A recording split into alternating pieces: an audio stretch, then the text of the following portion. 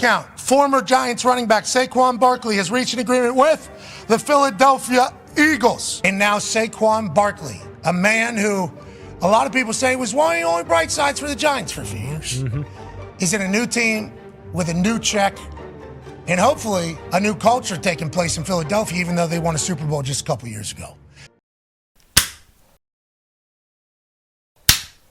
Saquon Barkley is the best player in the NFL. Before you click off this video, please allow me the chance to explain. There has never been a running back that has had this much impact on an NFL team, and coming from one of the worst-led organizations in the entire NFL to literally winning a damn Super Bowl has had the biggest impact a player has ever had on a team. But still, some people aren't realizing how good this guy actually is, and it's time that that changes.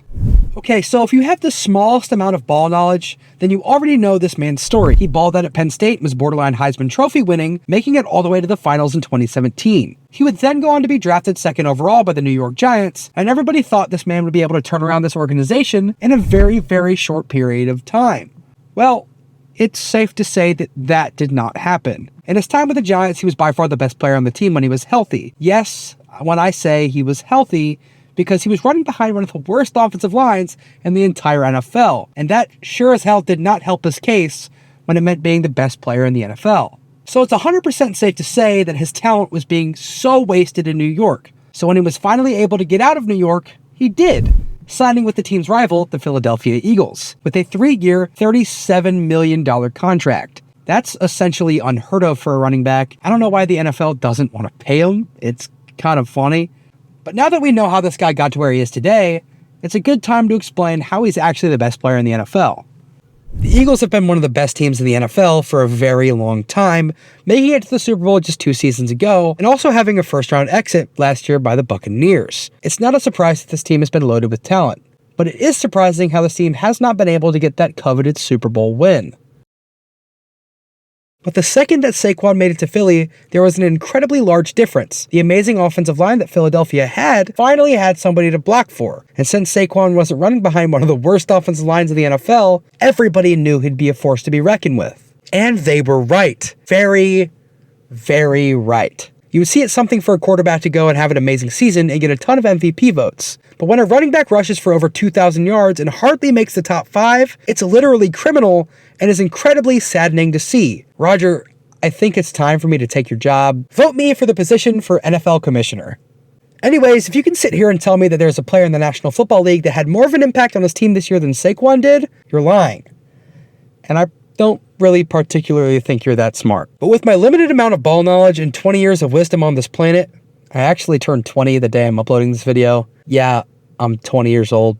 I feel so fucking old, holy shit. But if you could wish me a happy birthday in the comments, that'd be insane. And if you would consider clicking the link in the description of this video and the bio of my channel and copying some sports apparel that is pretty cheap and pretty cool, that'd be very, very much appreciated.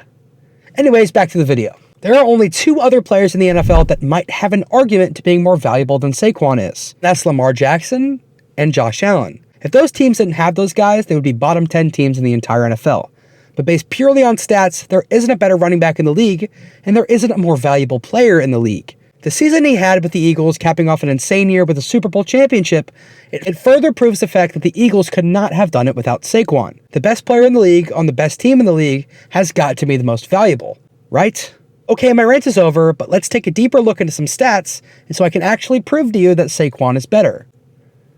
Cut to me joking around in post about how I'm not showing you any stats.